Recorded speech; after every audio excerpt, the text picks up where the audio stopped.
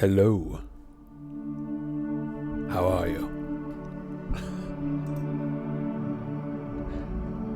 Do you enjoy this? I enjoy it a lot. I love this music. It gets me. So how's everyone doing? I've assumed it was going to be kind of a smaller crew today. That is all right. I think this is the sort of thing that's going to have to build up over time. I think we're trying to do something totally new. Yeah, Tuna, let me know how it is, especially in relation to where my voice is at currently. But what we're doing here is we are going to play an RPG together. I know I've sent out a couple of videos to this effect, so some people might understand what's going on already, some people might not. Jasmine, hi, welcome. Good to see you. We're going to play an RPG together. This is kind of unprecedented. There have been plenty of shows like, Critical Role, etc. that have, they've been live plays. Some of them have featured audience interaction, but none of them have made the audience the players, and that is what I would like to do with this. So, where do we start with that? Well, we start with world building. We have done that, actually. We did that in a previous episode, but don't worry, there's still a lot more world to build out. The way that I like to do world building is to start from a good core and then add things onto that as we move. I don't want to establish the whole thing up front because it doesn't give us a lot of room to wiggle around and explore totally new ideas. Impressively strange engine noise. Now after that, we of course have to build our characters, and so that's what we're going to be doing today. We have got our playbooks. So, character creation, this is from the book, this is from an original version of the PDF.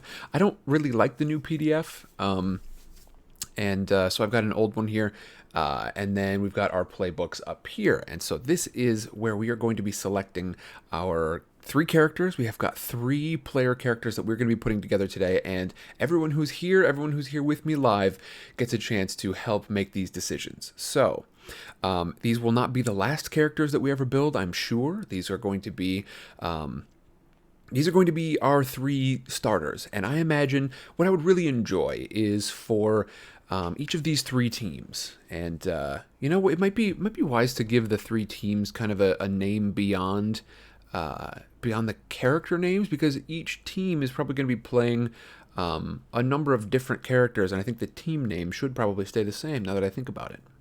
Interesting. But I want to give some flexibility. I want to give some opportunities for people to play new and interesting characters, and so these are not going to be the characters that we follow forever. Although, if y'all love them, we might end up there. I certainly wouldn't mind following these 3 characters for a long, long time. But I'm certainly open to the idea of creating more in the future. So, we are going to pick 3 classes here, and we're going to build each of them into characters. And I think we'll probably have, ideally we're going to have our 3 characters as we outline them before. So, we've got one distinction to make here really quick. Actually, 2. First of all, these are going to be 3 characters, and we have sort of built 3 archetypal players. We've got the sort of Magnus Burnsides type player, to use the Adventure Zone characters, and if you like this sort of stuff, go ahead and check out the Adventure Zone. It starts really silly and then turns into a really incredible story. So the Adventure Zone, it's a podcast where they play D&D and other stuff in the future. I guess as the series goes on. Never mind, not important. At the moment, what's important is we've got the Magnus Burnsides type. This is Team PC1, and so this is going to be the team that is more impulsive. This is going to be the team that they like, kicking butt. They might be a little bit more mechanics focused. And their sort of prime question is likely to be, this is not a demand, but this is likely to be to overcome a notable monster or enemy. We've got our second type of team. So Team Tuna. This is, McQuickly says, so the team that Tuna needs to be on, impulsive. it is definitely going to be, this is why we're building it like this, is because I think what we're dealing with is not just people who want to play, you know, these people want to play a bard, these people want to play a wizard, and these people want to play a fighter. I think it's going to be important that no matter what class this Team PC1 chooses, that they share a play style so that their instincts are going to be similar. So that's our Team Magnus Burnsides, and I do think Tuna would probably be well on there. You would probably do well on that channel, on that team. Then there's Team PC2, sort of the taco of the group, and let me zoom in a little bit because I know that some people are using, not like that though. Some people are using smaller devices. This might be a little tough to check out. So we've got our Team PC2, the taco, the more restrained player. This is the one who is going to be, honestly, they're going to be restrained maybe no matter what. And of course, you're going to have agency within this. So if in the moment, all three of these teams are like, let's go in there and get it, no harm done. This is just this is just so that, we have at least one player here who, that team doesn't need to worry that the rest of their team is going to vote all the time to just rush headlong into the fray. This is for the more restrained people. Perhaps the people who are also sort of more along the role-playing, storytelling lines. And this is, really the important things are the second bars here. The impulsive, the restrained, and the investigator. This is sort of the prime, I guess, not rule, the prime instinct. We'll call it the prime instinct of each one of these teams. The rest of this stuff is just stuff that I've sort of predicted will follow along. So, for instance, in the taco character, we've got maybe a role player, more of a storyteller than a tactician or specialist, that kind of thing. They might be a little bit more story focused, and their sort of prime question, and for those of you who have played or are familiar with Dungeon World, we've got our 3 questions that we ask at the end of every session to determine whether or not XP is doled out. And I think their prime question is going to be, did we learn something new and important about the world? Finally, we've got our Merle Highchurch, sort of an investigator, maybe thinks a little bit more tactically or specializes in one specific thing that they enjoy. And then they are kind of adventure focused. They are goal oriented. They like the idea of having an overall goal and pursuing that in whatever different angle they feel is appropriate. And then their prime question, I'm guessing, is going to be, did we loot a memorable treasure? So I think we've done all the setup that we need to do here on that. Looting, that's me, PC3. Yeah, I would love to, we need a good trio of names here. And I don't want it to be the, Team Magnus, Team Taco, or Team Merle. I need a classic trio of some sort. I don't know, I like to use mythology, so let's see. Straight up classic Greek trio, the triple deity. Okay.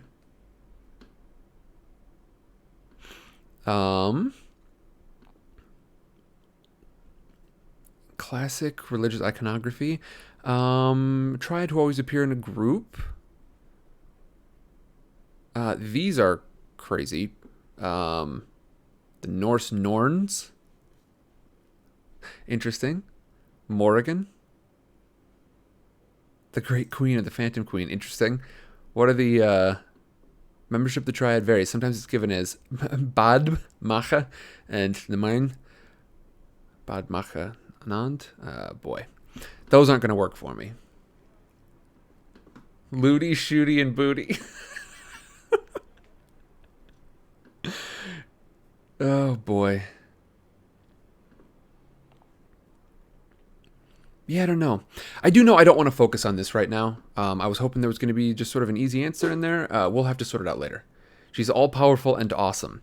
Yeah, I just need something with three names that are going to make sense. But unfortunately, Bod ain't great for me. That's all right.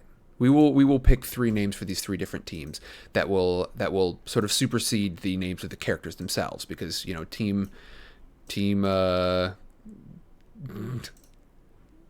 what is it? Team Macha might play a number of different characters over time. But let's get in and actually play these characters. Let's get in and start to set up these characters. Now, one important thing to note is that it might be better to think of these as, shared characters for sure, because no one person is going to have full agency over these. And I think that's going to be important to remember, especially for people who have played RPGs before. These characters are going to be shared by a lot of different people. Ideally, I would love to have 100 different people in here at a time and, 30 people for a team.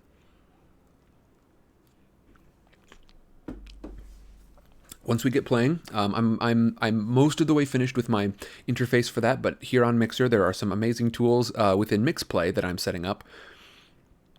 Siegfried, Brunhilde, and Kriemhilde. I like it. They might be a little complicated, but I am going to keep an eye on those. So let me write down. Let's see. I need a new spot for this. I also need to zoom out. This is going to be maddening. Okay. All right. So, some team name options. Let's see. The Morrigan business, and then... I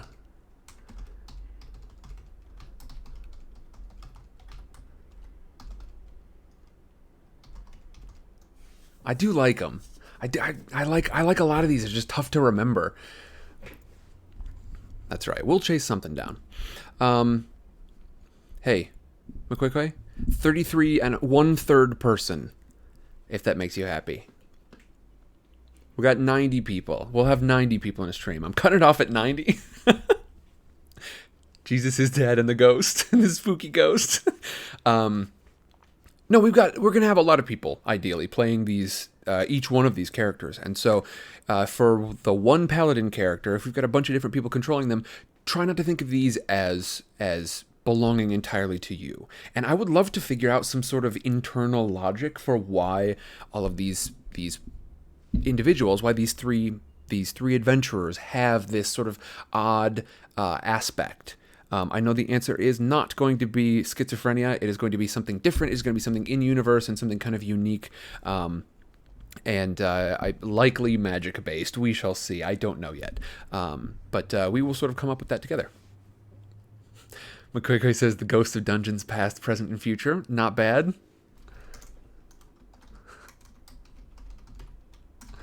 Dungeons past, present, future. Past, present, and odd future. We could call him Team Lil Peep. Team Triple Extentation. I don't know. It might be better to think of these characters more as my characters that y'all are helping me make a lot of decisions for. And if that helps you, if that sort of mindset is helpful to you, then you can think of them like that. Instead of thinking of them as your characters that you have to share with a bunch of other people, think of them as my characters that we are moving together, because I probably am going to have to mediate a decent bit, especially early on while I'm figuring out how all of the control panel is going to work. We'll see. I would love for it to eventually be the case that I can build up a quick poll that, each poll is only accessible to a specific team. So only, Team Brunhilde can vote on this particular one, and it moves quickly, and then the whole, that entire team can make a decision that then the whatever PC they're playing with, the ranger controlled by Team Brunhilde, can go ahead and take that action. All of that handled within about 30 seconds. It's a big ask, I know. But if any of y'all have been following the very cool Disco Elysium game that we've been playing through, you will know that they have made an attempt at something like this in-game. There's something in-game that somebody was trying to do, sort of a call-in radio show, choose-your-own-adventure type game. I found it fascinating. So, here we go. We're choosing 3 classes, all right? So, since we're not divided up into teams yet, I think we might just sort of, I don't know.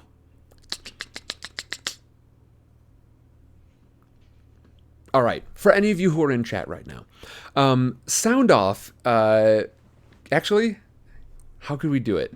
We'll just do 1, 2, 3. Go ahead and put in chat if you feel like you are Team PC1, so sort of the impulsive. Team PC2, if you're the Restrained, or Team PC3, the Investigator. So just straight up 1, 2, or 3.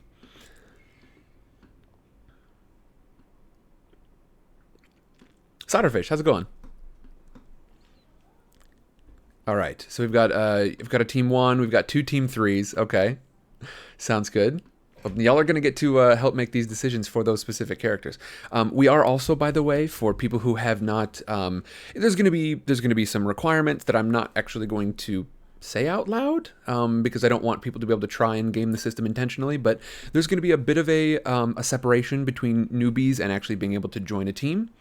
So once you've been around for a little while, done some things, you'll be able to join a team. But prior to that, you will actually be able to help control on my side some of the mobs and some of the enemies and stuff. So that'll be an option as well. Okay, well, we've got representatives from everyone. So we've got, let's see, 1 Team 1, 3 Team 3s, and 1 Team 2. So, Sander, hello, welcome. Let's start with I think the team that's got the most representatives there right now. We've got Solderfish, McQuay, Jasmine. We've got the Investigator. Now, what class do we think matches up the best with what y'all are interested in playing? I realize this is a pretty wide open question. We have, for any of you who don't know about this at all, McQuay, I don't think you need to. I would say let's keep it how it is for right now, and eventually these are going to be kind of a matter of they will be built and people can join, and like I said, we will be able to build more characters down the line, but we got to start somewhere. So we'll start here, and if you feel Team 3, then Team 3 it is. So we've got our pretty classic archetypes. Dungeon World is great for giving you classic tropes to play along with. And we've already got a couple of votes for Ranger, and I think that's an excellent choice. We've got 2 for Ranger, so let's take a look at the Ranger class. Unless Jasmine, you want to come in and try to convince anyone to something different. We, of course, just to get this out of the way early, I won't do this again. Well, I probably will have to do this again later, but we've got the Barbarian, the heavy hitter. We've got the Bard, the sort of charisma-based, kind of skill-based, and they're good with helping other people do their thing. We've got a Cleric, oftentimes a healer, associated with a deity of some sort. We've got a Druid, who is sort of a nature magic user. And we've got a Fighter, who is just straight up, they have a particular martial skill that they have honed over time. There is an Immolator, which is a sort of charisma-based magic user. I think they're sort of an analog for like a Warlock from D&D, but they use sort of an unstable power. There's the Paladin, which is you might call him like a holy knight. They follow a particular oath, and they follow that, and that oath, their dedication to that oath gives them power. But they're also they're very martial. They're fighters oftentimes. We've got the Ranger, who is the classic, spears or bow or short sword, but they are one with nature, not quite the same way as a Druid. They don't use magic as often, but they are knowledgeable and they are guides and often excel at long range sort of combat. There is the Thief, the Master of Stealth, of course, can be anything from a pickpocket to an assassin. And then there's the Wizard, who is the Master of Magic. Okay, so let's take a look at the Ranger. Is there a page number for that? Ranger 22. Let's just jump down there really quick. Okay, our Ranger. So, man, I'm excited.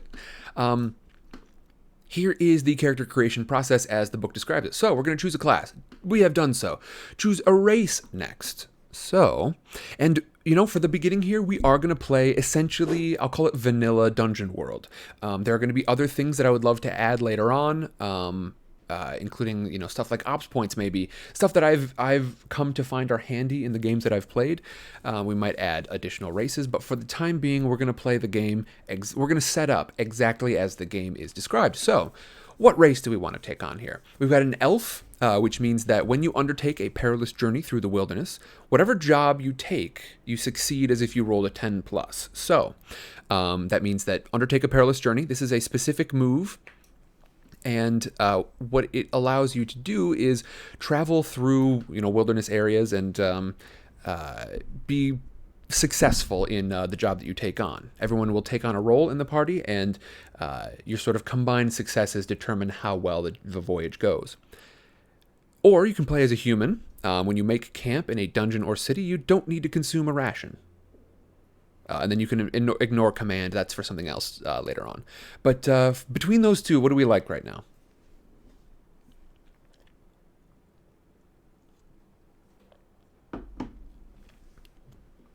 Quick, we've got one vote for Elf. Team 2, or excuse me, Team 3. Solderfish, Jasmine, how are we feeling?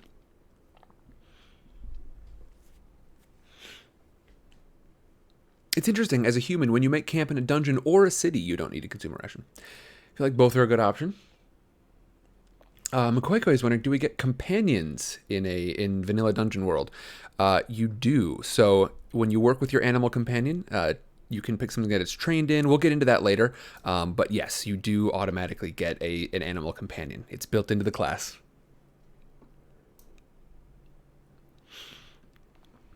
We've got one vote for Elf, one vote for Human, and one for either.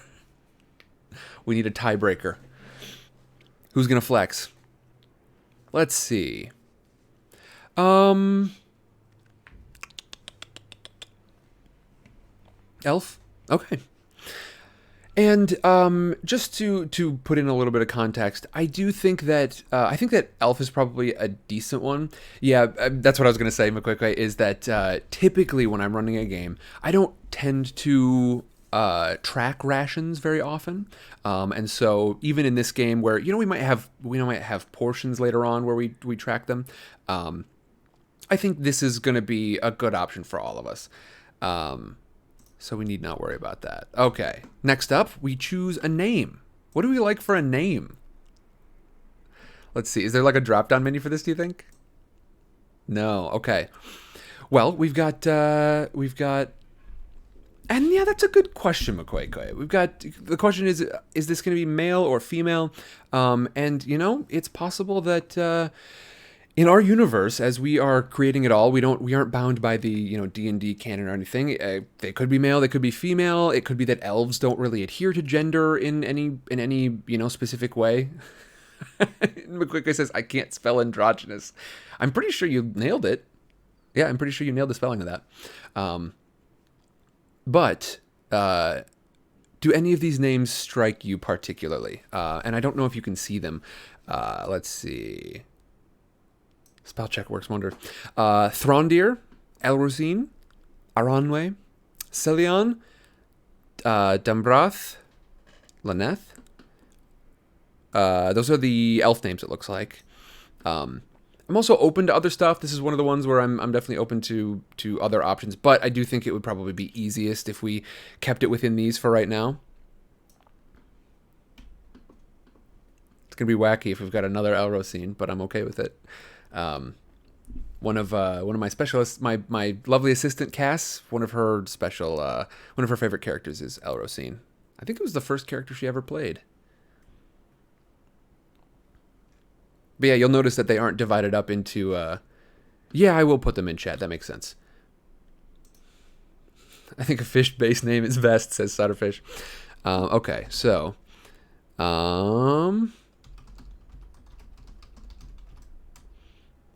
Wait a second. Hold on. I have a perfect way to do this. I don't know why I wasn't doing it before. All right.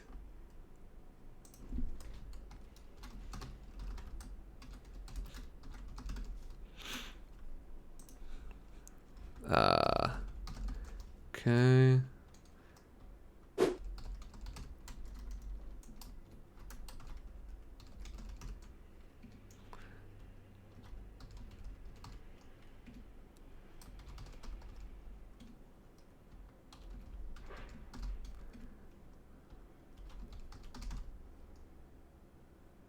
Okay, here we go.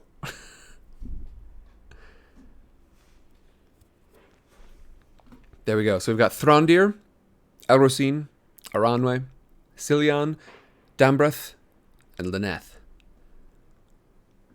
or Lanave. I don't know how one would pronounce it. We can probably adjust that later on. But I did put a vote up in chat, so you can take a look at that there. And I'm going to assume it's going to show me the results, but there's 30 seconds on that. And so, let's see. We've got one vote for Dambrath, it looks like. Of course, with this, you know, when we don't have a ton of people in here, we might end up with, you know, one vote for each of 3 different names, and eventually realize we're not going to get any real majority on anything because there are too few people. In which case, that's all right. We'll just sort of pick a name. We will roll with it. You missed the whole thing. What was your vote going to be, McQuaquay? Throndir, Elrosine, Aranwe, Celion, Dambrith, Laneth. Holds up an I voted sticker. Oh no. Okay, so I'll have to keep an eye on that. Apparently the 30-second chats move pretty quickly. Laneth? I was switching laundry.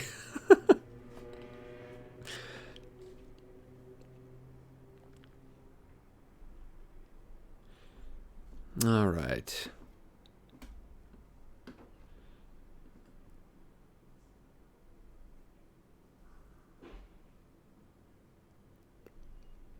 I like to read it as Lanethy.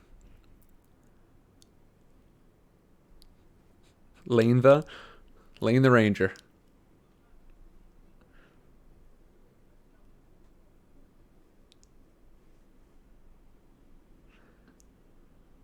All right, let's see. Tuna, were you the one who voted?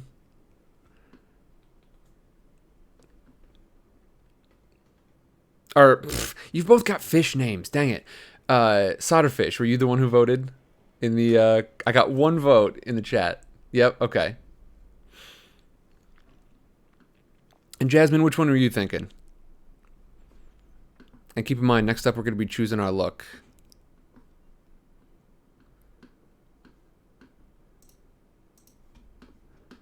Oh.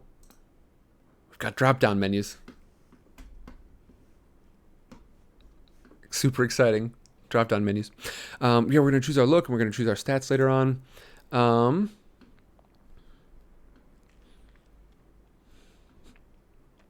Okay. I think let's go with Blaine the Ranger for right now, for the sake of expediency.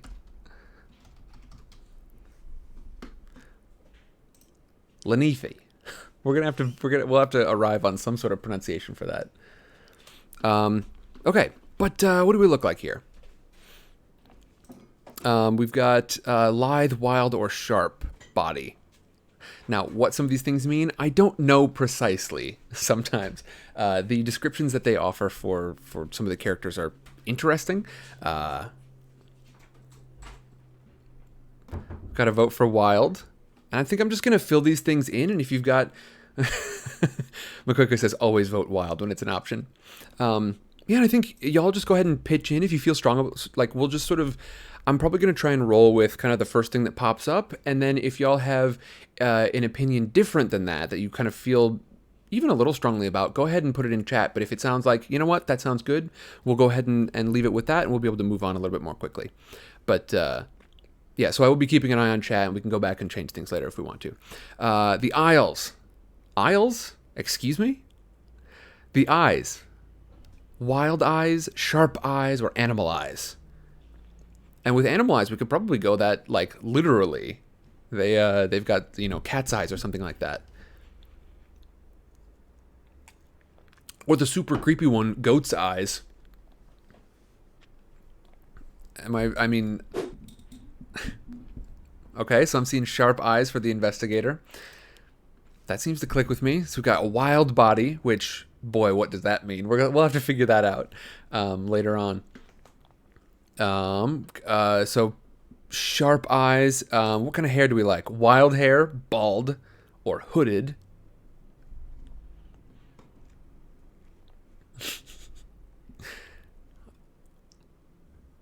Tuna just throwing in a thumbs up. McQuaquay likes bald. Okay. So wild body, sharp eyes, bald head. Interesting. Probably a matter of, trying to be able to move quickly through brush, and I imagine hair just gets tangled, so why bother with it? And then for our clothes, cape, camouflage, or traveling clothes. What do we like? And it won't really have an effect. Like what I'm about to say isn't really going to have an effect, so you don't need to worry about it for your decision here. Go ahead and, throw in whichever one you like, cape, camo, or traveling clothes. But the way that I see this starting, remember, is that we are going to be in a big city, and y'all are going to be arena fighters. Now, I don't want you to think that a ranger is not going to come in handy, in spite of the fact that you're in a big city. I can promise that they are, even in the arena fights, because I've got some pretty wacky ideas for this. I'm imagining this arena as being the sort of thing that it's going to work almost like a virtual reality arena. It's not just going to be a big circle of flat sand. This is going to be the sort of place where they might. I found some amazing art for it, and I don't want to blow too much, but I want y'all to keep in mind such things as filling the arena with ruins that y'all fight your way through. Even magically quickly growing a jungle there that you can have your battles in, and you might be able to fight off jungle creatures or even face off against other champions in this jungle arena. So there will be a ton of options for what this arena actually looks like. So Ciderfish says cape or travel, and McQuickly likes traveling clothes, so we'll go with that. Now, what is this for? I do not know. I think this is just additional details about what they look like. Let's move on for right now, because I think we've got a good start. So we've got an elf. This elf Lyneth is, they've got a wild body, which, I don't know, does that just mean sort of atypical? Does that mean kind of hunched over? Maybe sort of like an animalistic type of pose, like they tend to sort of hunch over and prowl rather than walking. McQuickly says someone who can draw needs to create all these characters, and I think that's an excellent idea. Anyone who is into any kind of art, trust me, that art will get used. I will be posting that all over the place. So if you are inspired by any of our characters, definitely go ahead and draw something up. I would love to use it, even if it's, full disclosure, pretty wild. Like the body here. We've got sharp eyes on this one, and then a bald head. Maybe a little bit of fuzz growing since their last shave, or maybe they just don't grow hair. Maybe we'll sort that out over time. Because after we do this stuff, I think over time I'm gonna be asking questions like, why are you bald? And then we will, we'll take that down, and it'll become canon later on as we go on. Ciderfish says, or any of the adventures that have happened that would be cool to see art of. Yeah, I would love to see some of the art that could come out of this. I'm super excited for the potential of this project. We just gotta get people stoked about it. And then our clothes, we got traveling clothes. Excellent. We've chosen our look, so now we're going to choose our stats. Look over the classes. Look over the starting moves for your class. Pick out the move that interests you the most, something you're going to be using a lot, and then put your 17 in that stat. So here are our stats. For anyone who has not played before, these are what we're going to be using. There aren't any skills. So there's no additional parsing of these. This is part of the reason why we're playing this game, is because it's super simple. You're going to be using these for just about everything, and as you can see, so it says assign your 17 in that. We're going to be using the ones on the character sheet here. So that's a 16, 15, 13, 12, 9, 8. Or in the other direction, 8, 9, 12, 13, 15, 16. Instead of the 17, because this is an old book. But these are the numbers that we're going to be using for all of our rolling. Whether you've got, whether you're trying to do some sort of, feat of strength, trying to move a wagon by hand, whether you are trying to, haul an unconscious guard up into a tree, it's all going to be strength. Wisdom is wisdom's always a tough one. Charisma, whether you're trying to lie to someone, or sometimes maybe you might be using it to intimidate someone. Whether you're trying to understand, well, no, that's anyway. But you use these for a lot of different things. Sander, welcome to Scooter Patrol. And I hope you enjoy the character creation process here. But each one of these is going to be the number that you use for all of your rolls. So let's take a look at our starting moves here. What sort of things do we imagine we're going to be using a lot? And essentially, you can kind of pick one of these 3 things, really, because command is going to be something that doesn't require a particular stat to use. But so, for instance, called shot. So this is if you want to be want to be a better marksman with, whatever sort of ranged weapon you end up using, then your dex skill might be important. This is going to allow you to attack a defenseless or surprised enemy at range. So when you do that, so whether it's, throwing a spear or using your bow, when you roll at range, you're going to be able to, welcome back, Jasmine. You're going to be able to sort of pick an area, and if you hit, then you might do some sort of additional effect. So you might do your damage, plus they do nothing but stand and drool for a couple of moments. If you hit them in the arms, then they might drop whatever they're holding. And if you hit them in the legs, then they're hobbled and they're slow moving. So you're going to be able to have some sort of extra effect on them beyond just, I hit them. You might want to use Hunt and Track, which is a wisdom-based pursuit, following the trail of clues left behind by passing creatures. And then you've got your Animal Companion. Now, Animal Companion, let's see, you've got an unnatural connection. Well, you've got a supernatural connection with a loyal animal. You can't talk to it per se, but it always acts as you wish it to. Good Lord, here we go. Name your Animal Companion, and we're going to do that. We can build this out later on, but what do we feel like we like here right now?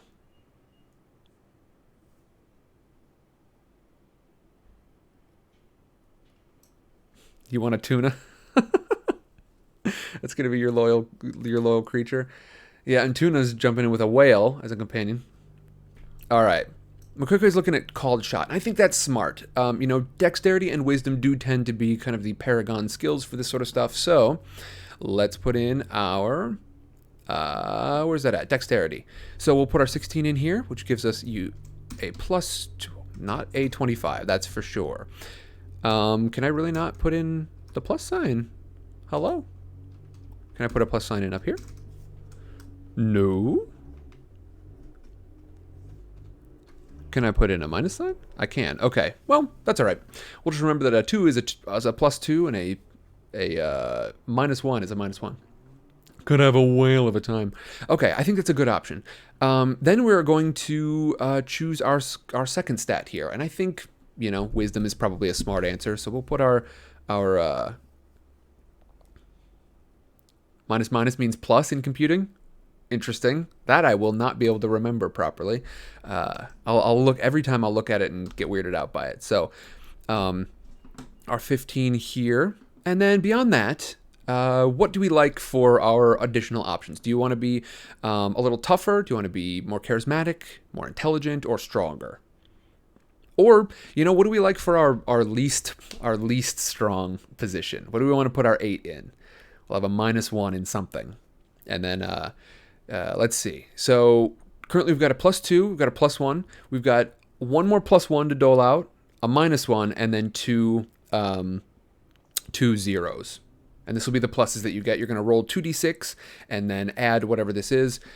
So what do we want for our minus 1? What do we want to be bad at here?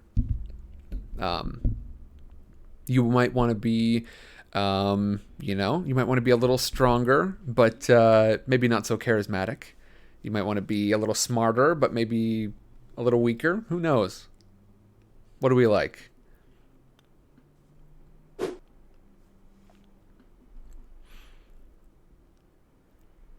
I think, you know what? If y'all are sort of team investigation, then maybe intelligence is a good option. There are kind of two ways to sort of look around and get the lay of the land in a way. And one of those, sort of the most significant one for like reading a situation is called, oh boy, it's not spout lore, that's the wisdom one. Where's that at? Where did I put that? Oh, it's just up at the top of this one, I think. Yeah, okay. So your sort of most common option for I want to look around this room and get some answers about it. Discern realities, and that is that's actually a wisdom roll. Okay, well there you go. Spout lore. Spout lore is the other one. That one might help you. That's essentially like how much do you know about various things. Let's go back to page 22. I guess I should have known that was going to be a wisdom roll. That makes sense. Wisdom is always the sort of perception type of roll. But I tell you what, for right now, let's do this. And for anyone who wants to take another look at this later on, I would definitely be willing to before we get started playing. But you know, intelligence, it certainly can't hurt sort of an inquisitive character that wants to get good at taking a look around and knowing things and understanding things. So this will certainly be a good option. Okay, finally, what do we want for our bad one? And then we'll just have to, next up, strength. Okay. We've got to vote for strength next. So this is going to be a 12, which is going to be a +0, but it does mean that you're close. You know, there are intervals at which you will be able to raise your stat here. It's not super frequently, but you do get to raise your stat, and so this one will put you on the edge of being able to raise that up to a +1. Okay, so Constitution and Charisma. Do you want to be a -1 to Charisma and perhaps be a little less charismatic? You know, not as convincing when you want to talk to people or when you want to lie to people. Okay, saying uncharismatic. All right, we'll put our 8 here. Oh boy. -1, okay. And that makes this a 9. And that is just a 0. Okay. Fantastic. Wonderful. Cool. All right. Now we are going to move on. We've got our stats chosen. We have to figure out our modifiers. Luckily, they've included that for us, so we are all good there. Starting HP. Your starting HP is equal to your class's base HP plus your Constitution score. So what is the base HP for this one? 8 plus your Constitution? I believe that's correct. Like, what is it for... yeah, 10 plus Constitution. I was just checking that it was different between these different classes. Yep, that makes sense. Okay, so... Rangers tend to be kind of middle ground as far as HP goes. So this one is 8 plus your Constitution. Constitution is 0, so your current HP is 8. All right. Cool. Choose your starting moves. Now, some classes, like the fighter, have choices to make as part of their moves. Make these choices now. The wizard will need spells for their spell book. The cleric and the wizard will need to choose spells that they have prepared. Okay, so I think for us, what we have to do, and I'm gonna minimize this because I don't think y'all have to read the book here. You probably want to just see this pretty much, don't you? So, it doesn't like it when I do it that small. There we go. A little bit smaller? Maybe a little bit smaller? Cool. All right, so we've got our starting moves, and we have some decisions to make about our special animal creature. Should we go in order here? What do we like for a name? We could just name it Fish.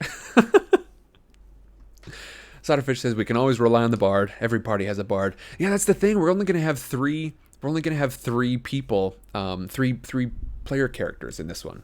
So that's gonna be interesting. We might not have a bard. Who knows? Fish. I like fish no matter what sort of animal you choose. Because I don't believe any aquatic animals are an option here. And like I said, we're going to play vanilla to begin with because it's going to be much easier to make these decisions. If we had like 40 people in here right now, then we would have ideas popping off all over the place, and I'd be able to choose something very quickly. And we would be able to sort of, expedite our decision-making process. Okay, we've got to vote for a wolf. We've got to vote for a hawk. Okay, I'm sort of assuming that y'all can see this, but just in case you can't, I'll zoom in here. We have wolf, cougar, bear, eagle, dog, hawk, cat, owl, pigeon, rat, mule. Okay, flying fish we like. All right. So we're going hawk. Excellent. And I guess I'll just, highlight this? A flying fish named Hawk. Or a flying fish. It's a hawk named Fish. Okay. Then we're going to choose a base. Now, what do these things mean? Well, you're going to use these as the stats essentially for this creature. So when you make rolls for this creature, it's going to be based on this. When you ask your creature to do stuff, you're going to command them. So when you work with your animal companion on something that it's trained in, you're going to attack using ferocity. You're going to use cunning when you're trying to track or discern realities with your animal friend. You are going to, or when you parlay using your animal friend. That'll be an interesting one. Parlay tends to be sort of communications based. It's about interacting with an enemy or a friend, trying to convince them to do what you want. So maybe you've just got an adorable animal of some sort. You're going to use its armor when you take damage, and then you are going to use its instinct when someone is interfering with you. So, what do we like for our basic skills here? Do we want it to be ferocious? Do we want it to be, and essentially, it's +2, +1, +1, +1, or +2, +2, +1, 0. Ooh, we've got one down here. +3 for ferocity, +1 cunning, +2 instinct, and 1 armor. So what do we kind of want it to be good with? Do we want it to be sort of higher instinct? Do we want it to be a little smarter? Do we want it to be particularly ferocious? What do we like? Ciderfish says, I love the little bit of goofy we're getting. We've got our beautiful flying fish. And essentially the question here is, what do you see them being most handy for? Do you see this? Do you see our flying fish hawk? I love this, by the way. Our flying... Wow, I'm going to get goofed up on that all the time. Fish, the hawk. Do we see them coming in handy mostly for, you're going to send them out to attack? Do you think you are going to most often sort of use them to get the lay of the land? Ciderfish says, I wanted to use them like an extra set of hands. So maybe cunning would be your best option. And now I don't know if there's a particular option for that sort of thing. Take damage, discern realities, parlay when someone interferes with you. Maybe the interference would make the most sense. So maybe instinct. I don't know. I think what you're asking there probably fits the best as cunning. So one of these two cunning ones. And so do we want it to be more ferocious but not as armored, or do we want it to? Oh, can't check all three of these. Do we want it to be? We got +2 instinct. Okay, we got to vote for +2 instinct, and they're particularly ferocious in this instance. All right, what do we like?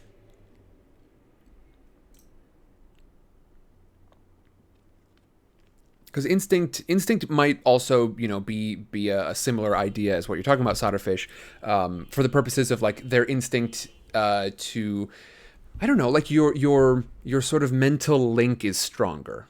Okay, yeah, we'll go with that for right now. And they are particularly ferocious as well. Not quite as cunning, but that's all right. Okay, and I think that's all we needed to look at here for this one. Nope, I was totally wrong. Not even close. Okay. So choose as many strengths as its ferocity. So you chose high ferocity. It's a +3. So as many strengths as its ferocity. Badass hawk named Fish. Indeed. So we can choose 3 of these. And these are going to be sort of tags, and we're going to be able to use these later on to sort of describe how it is able to help out, the sort of things that it's able to do, or the special abilities that it has. These are abstract, but that's okay. So we can choose 3 of these. Fast, burly, huge, calm, adaptable, tireless, quick reflexes, camouflage, ferocious, intimidating, keen senses, stealthy. What do we like? Go ahead and shout them out. Honestly, probably just the first 3 things that I hear will probably be good ones.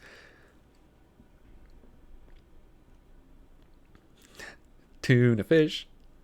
We do have a bit of a fish theme going on. I'm glad we can honor that in our choices here. Okay, so we've got one for intimidating. Cool.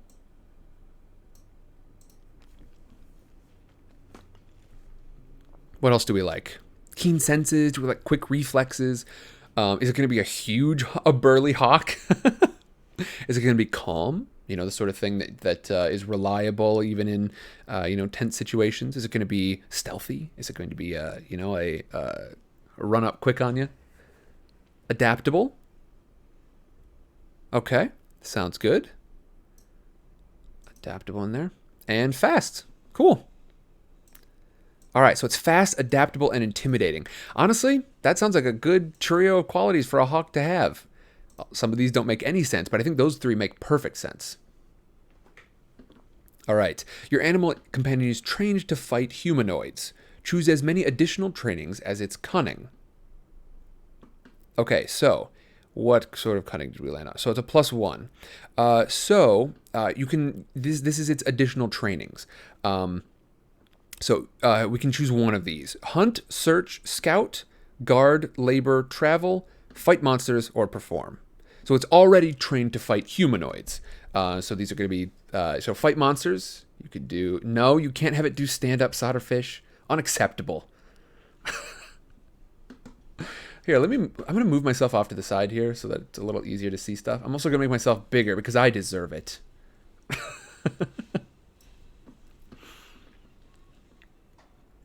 Okay, so fight monsters we've got on here. Anyone else got a strong opinion? What does perform mean then? That would be the sort of thing where like you could have it do tricks, honestly. You could probably have it do I don't know, what else for perform? It might help you to sort of make no,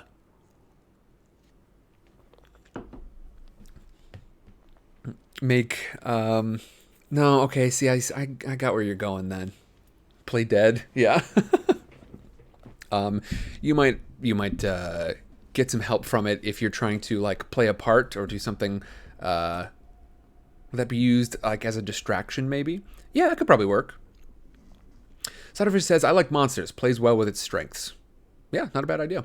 Choose as many weaknesses as its instinct. So, instinct is +2. Okay, so. And Jasmine says guard. Okay. Anyone want to change things up? I think we've got 2 votes for the fight monsters right now and 1 for guard. Yeah, anyone who has got an option to y'all have the option to change things up if you want. I do believe that if you pick slow, it would cancel the fast. But we've got these instincts here, and these are I guess did I? Oh, okay. So I guess I read this a little bit wrong. We can definitely, if we want to change things up, because I did read this incorrectly, we can do that. But and that's the shame of being so zoomed in like this. I didn't get a chance to take a close look at it. We've got essentially 3 items here. Your ferocity lets you choose the number of things over here. The cunning that you choose for the animal allows you to choose the number over here. So if you had picked something with higher cunning, then you would have been able to pick. It looks like +2 is the only the highest cunning that it's got. So it would be trained in one more thing. But the instinct is sort of the animal instinct of the creature, which means, as far as I can tell, you don't want a high instinct. And so, in exchange for this super high ferocity, you've got +2 instinct, which means you have to choose 2 weaknesses for it. If you had something with like 1 instinct, a lower, you would choose 1 fewer of these things. Now, I think it's still okay. I think choosing two instincts here, 2 of these weaknesses, is going to be totally fine. But just something to keep in mind. So if y'all want to change something up later, then that's totally all right. Okay, we've got 1 vote for stubborn. So your bird it's got some pride in it. I mean, that makes sense. It's intimidating, it's adaptable and fast. It sounds like kind of a feline attitude. So stubborn probably makes a lot of sense. So we have to pick 1 more. Stubborn and savage. I think that makes perfect sense because it's intimidating. That's gonna play into its the intimidation is how savage it is. Okay, fantastic, wunderbar. We can play frightening to our benefit, says Solderfish. Yeah, I think it's gonna be. I think those are gonna be kind of similar ideas. I'm guessing. Okay, so.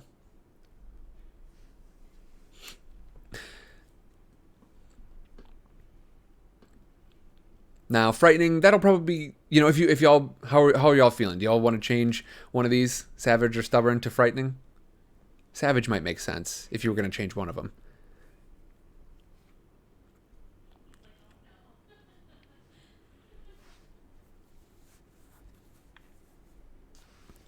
All right.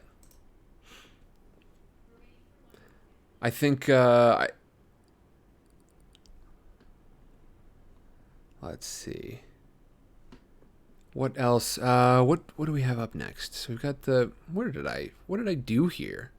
Hello? Whoa. Freaking out. Okay.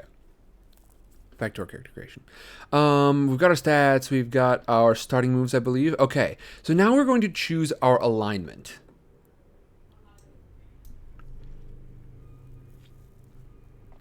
We have got, let's see. That's just a list. So we're going to choose from one of these three up here.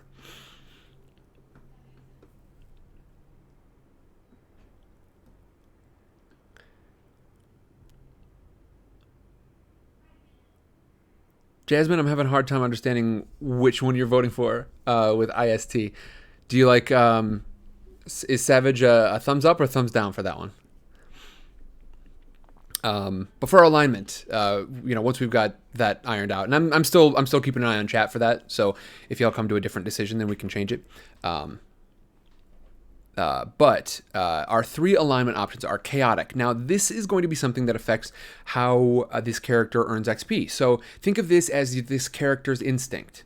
Are they going to free someone from literal or figurative bonds? Every time you do this thing during a session, then you will get an XP at the end of that session. And the XP, for anyone who hasn't played a game like this before, is how you level up. So that means that if you want to play chaotic, then you can get an XP point by freeing someone from literal or figurative bonds at some point during the session. If you wanted to play as a good character, then endanger yourself to combat an unnatural threat. There we go. And if you want to play a neutral character, then help an animal or spirit of the wild. Which one do we like there?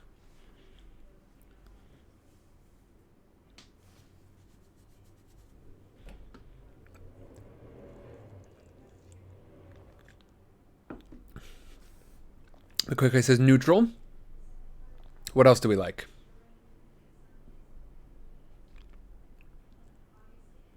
Thumbs up to Savage? Okay. Sounds good. So we've got Savage on the board, and it looks like Solderfish was thinking the same thing as for neutral. So I think we've got at least a majority out of our three. Neutral. Okay, fantastic. We've got a consensus. Wunderbar. Okay, so we've chosen our alignment. Next up, we choose our gear. And man, do I love this game. It's so simple to do all this decision making. So here we go. Our starting gear, and I typically don't pay attention to this, but we're gonna keep an eye on it anyway. So 11 plus your strength is your max load. So strength is +0, so it's gonna be +0. So just 11. Actually, excuse me, it's out of 11. Now I wish they had put these slashes in the other direction to make it a more of a reasonable fraction. I don't know. What are you gonna do? Okay. So you've got dungeon rations. So these you've got. I'm gonna fill all these in. I think that's what makes the most sense to me. So Solderfish, on which side do you put the numerator and the denominator of that? Oh, okay. Solderfish, come on, man. Come on, man. Okay, so you've got leather armor, which gives you 1 armor, and it costs you 1 weight. Okay, so we've got 2 weight, 1 from your dungeon rations, 1 from the leather armor. Let's see. 1 armor. You've got a bundle of arrows, so that's another weight. It's got 3 ammo in it. So choose your armament. What is this? Oh, these are for these over here. Doit. We've got a hunter's bow or a hunter's bow and a short bow, short sword. Where am I right now? Where am I and what am I doing? Okay, a hunter's bow and a short sword, or a hunter's bow and a spear. What do we like? For the short swords, let's see. Is there a table that I can find out what damage everything does? Where is that at? Special moves.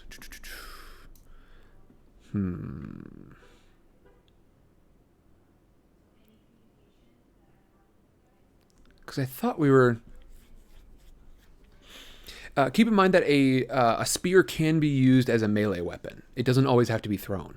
It's got reach. I believe, if I remember correctly, it does slightly less damage, but you've got more reach to it. McQuickWay says, but it looks silly.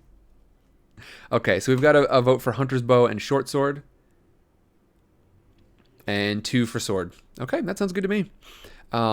Okay, and then now we're going to choose between 2 of these. So we've got adventuring gear and dungeon rations, or adventuring gear and arrows. So do you want more rations, or do you want more arrows? And honestly, this is 2 things that I tend to not care about too much. We've got to vote for arrows. I think it'll be fine. Yeah. Here's how I typically do it. If we are going into a situation where overall on the game I don't track ammunition and I don't track rations. However, there might be times where I do say, like, okay, we're going into an adventure here where this is going to be important, or as long as y'all are in this cave, you need to be keeping track of your rations, and you will need to, hunt down more stuff, possibly cook some things up. So if you... Yeah, exactly. Limited supply moments. It will be, if it becomes important, I'll let you know that it's important. Okay. Fantastic. Okay. So let's get back down to character creation. Okay, so we've got our gear chosen, and then introduce your character and choose bonds. Now, we're going to do that at the end, I think. So, we are in good shape there. We're going to do that at the end once we know our other characters a little bit better. So, Solderfish, McQuickWay, Jasmine, thank you so very much for jumping in.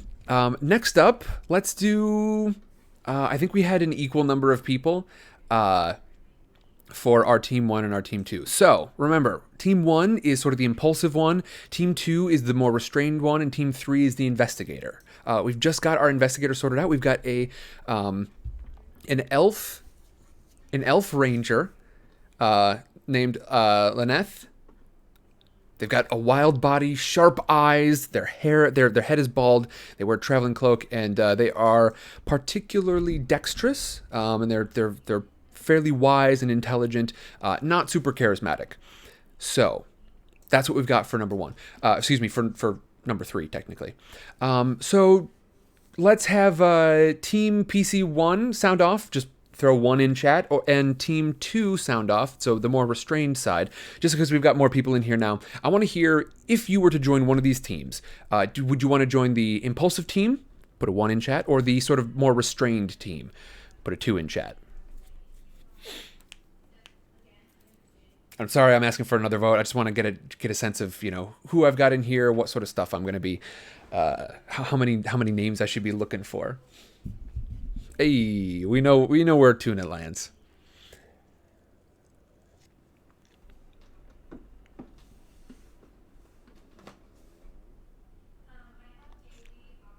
All right. And anyone is welcome to jump into this process, even if you don't plan to stick around for a long time. I would love to hear whatever kind of input y'all have.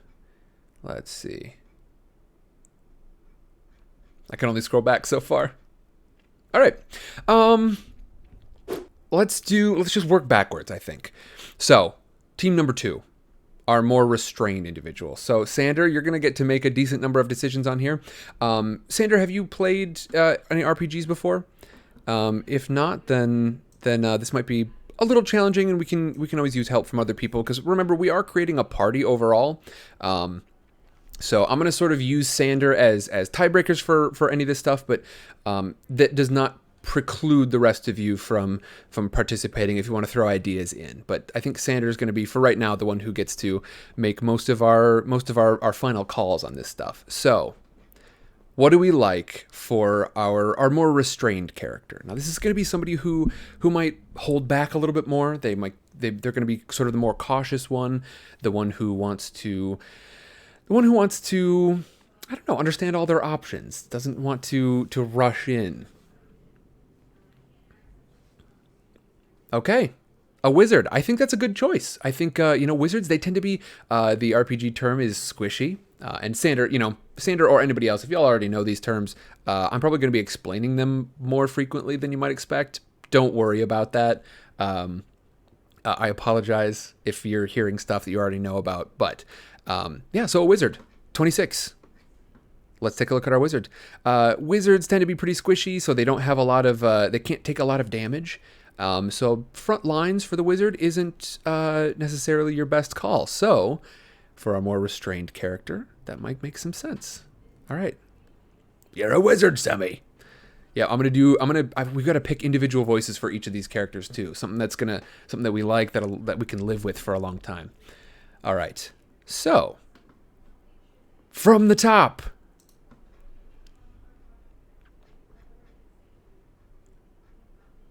Where are we at? Okay, so we're going to choose our class. We've done so. Choose our race. So, once again, we've got the options for elf and human. Some of the other classes have options for different races. So we've got elf and human for this one. So an elf, magic is as natural as breath to you. Detect magic is a cantrip. Now, cantrip means these are going to be spells that you don't need to spend a slot for. You know what? I'm not going to explain it like that because that is some old stuff from D&D. Where's my cantrips at? I want to make sure I remember specifically how cantrips work. Prepare spells, rituals. Here we go, cantrips. So you prepare all of your cantrips every time you prepare spells without having to select them or count toward your allotment of spells. So this is just like an automatic spell. You've got it all the time. You got it all the time. You never have to spend stuff. RG Mancraft. I don't know why it dinged Big Nerd. That one I'm okay with. But we're huge nerds here. Welcome. Flimsy Pandora. Well, if you love Dungeons & Dragons, Flimsy Pandora, then I hope you will enjoy Dungeon World. It's like a simpler version of D&D, and it is going to allow us to do some fun stuff on stream, because it's got a lot of branching decision trees. Right now, we are building characters. We have just built our... you're definitely in the right place, Flimsy Pandora. Sorry, I got sidetracked a little bit, but we've got some newly vocal people in here. We have just built our sort of investigator type character. That's going to be team 3 is going to control the investigator. Right now we're working on team 2, the more restrained character. They're the ones who are going to hold off. They might want to understand things before they jump into the fray. And then last, we're going to build our impulsive character. Feel free to Flimsy Pandora, where do you think you would land? Anyone new? Anybody new? 1, 2, or 3. 1 is the impulsive team, 2 is the restrained team, and 3 is the investigator team. Go ahead and throw the number in chat that you think you'd be most likely to sort of follow along with.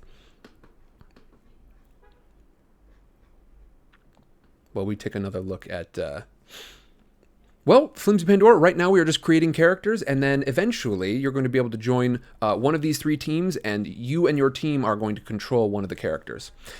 Team 3, okay. Yeah, it looks like, okay, we just finished building that character. That is going to be an elf ranger, and so next session, once we're actually started with this, you're going to be able to join that team, and you will help to make decisions for that character. So you and McQuaquay and Solderfish and Jasmine, y'all are going to be controlling that one. Right now we're working on character number 2, the more restrained character. We've got a wizard, and we're deciding what the race is going to be. So for the elf... detect magic is a cantrip for you, which means that you can basically just spam detect magic. You've always got it prepared, and it doesn't cost you anything really. as a human, you can choose one cleric spell, and you can cast it as if it were a wizard spell. So clerics and wizards have different spells, and so essentially, instead of going through and like trying to read through all the cleric spells, let's just say like essentially, right now Sander is kind of the arbiter of this one, but anyone else who feels like they would belong on Team 2 can go ahead and throw a 2 in chat and commit to that one now. But how do we feel? Do we want sort of this idea that detect magic is a very natural part of your demeanor and how you process magic, or do you want to be a human and have sort of a slightly wider range of magic? Elf is useful, I think. Okay, sounds good. All right. Okay, next up we have our name choosing. So, what do we like from this list? And I'm going to go ahead and zoom in so that we can get a better sense of what they are. I think they're all in here. Yeah, okay, so we've got 2 elves in the group right now. Galadir, Fenfaril, Liliastra, Firsal, Enkarash, or Halwir. Or Halvir. Okay. Chose that one quick.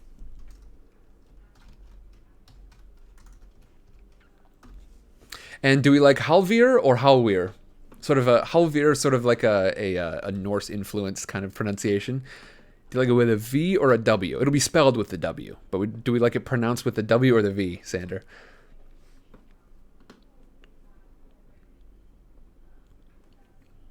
And then either way is good. I kind of like Halvir.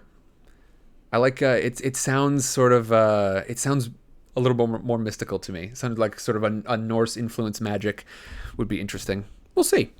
Okay, we got our name. Okay, now we choose a look. And like I said, since we've only got one person right now on Team 2, then on our restrained team, y'all can feel free to jump in and throw in options as well. We'll just be calling Sander our arbiter. Okay, so is Halvir the elf wizard? Are they pudgy, creepy, or thin? Do they have a pudgy body, a creepy body, or a thin body? Thin? Okay, cool. Do we like haunted eyes, sharp eyes, or crazy eyes? Sharp, okay. We are rolling through. Styled hair, wild hair, or a pointed hat? Hat. Okay. And then for our robes, do we like worn robes, stylish robes, or strange robes? And of course, we will be sussing this stuff out later on. As we go through, I might ask 8 sessions down the line, you have chosen you have chosen a pointed hat. What does your hat look like? I might ask, like you've got sharp eyes. What has made your eyes so sharp? So kind of worn robes. I'm picking up some Gandalf vibes. If I had a nickel for every time. Okay, so we've got our name, we've got our look. It's got Halvir, the elf wizard. Now we're gonna choose our stats. So, casting spells is intelligence based.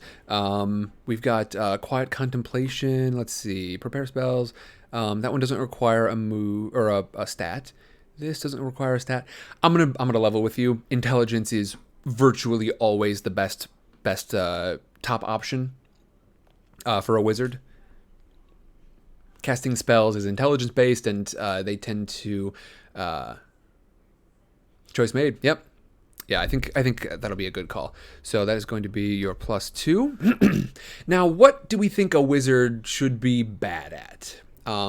Constitution, you generally don't make a lot of rolls with Constitution. You might make a roll to like withstand something, like poison or something. And it affects your overall hit points.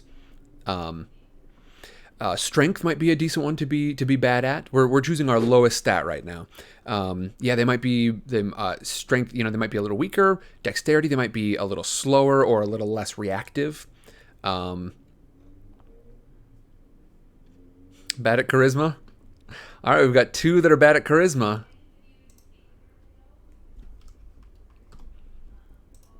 That's gonna put us at 2 individuals in the party who are bad at charisma. We'll see if our player number 1 can be a little bit more charismatic. And remember, we can come and change things, and we can also, you can be reasonably assured we will be rolling more characters in the future at some point. Never y'all fear. So, what do we like as our second highest stat? The one where you might be able to push this into kind of a +2 range. Solderfish says, help us, Tuna. You're our only hope. I think Tuna generally likes to be a little bit more charismatic anyway. We'll see. And if we've got a party that's just all bad at charisma, that's okay. You know, it will affect how I GM the game. It might, help us to run into some funny situations, but ultimately I like to play into what characters are good at rather than just riding them for what they're bad at. So I might not have, social encounters are going to be tough in this sort of game type anyway. So we shall see. We shall see. Charisma can definitely come in handy, but if we've got 3 uncharismatic characters, we'll roll with it. So for we're looking at our next highest stat here, the one that eventually we might be able to bump up into a +2 range. Do we like, so this is for a wizard. Do we want a slightly tougher wizard? Give him some constitution. Do we want a slightly stronger wizard? A little quicker wizard? I believe dexterity, so that dexterity will affect sort of your turn order. It'll give you a bump to your initiative order. Yeah, I think dexterity makes sense. A quick wizard, maybe not quite as wise. And so let's see, this can be a +1. But yeah, you'll have a chance to boost that up. You'll be a little on the quicker side. You'll be able to act a little sooner in combat. So that can be good because that means you can sort of get some helpful spells off before other things start to happen. Okay, and then finally, strength and wisdom. These are both going to be +0 for the time being, but with your 12, that means that in the future, you will likely be able to bump that up to a +1. So, do I want to be a little wiser or a little stronger? Right now, like I said, it's going to be a +0 for the time being, but once we start to level up, a little stronger or a little wiser.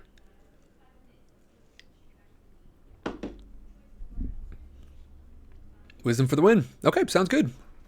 So that'll be our 13, and this is a +0. Oh, wait.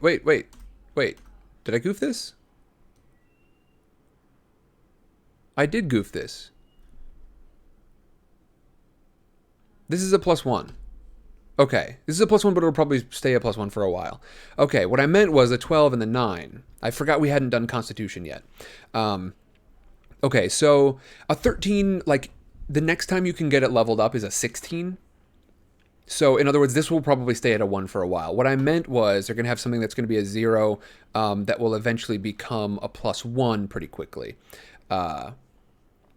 So you've already got your +1 in wisdom, so that's okay. But so between strength and constitution, which one do you think is? It's going to be a 12 in one of them, which is likely to change earlier.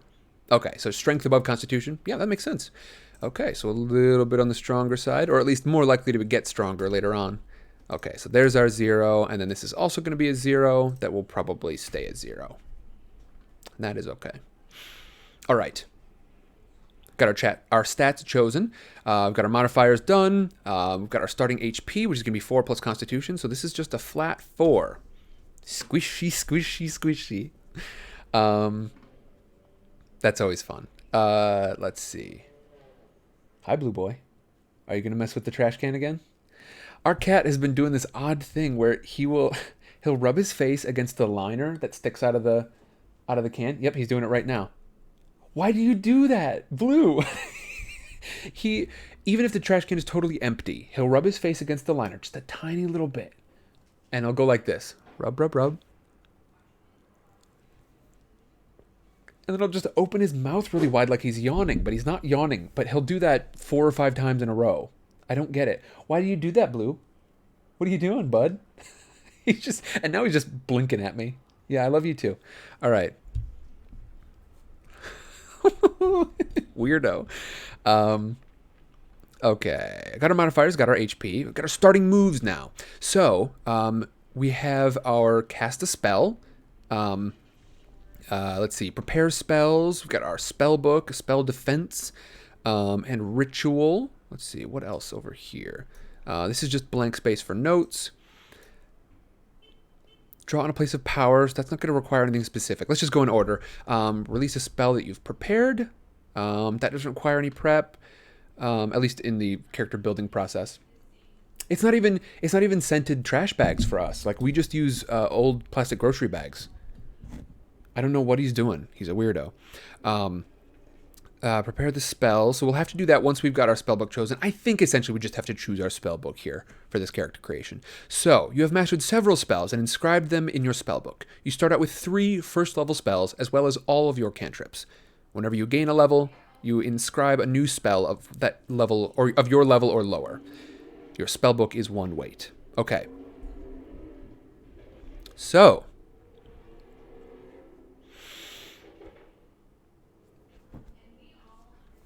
you've got, these are advanced moves. Those will come later on.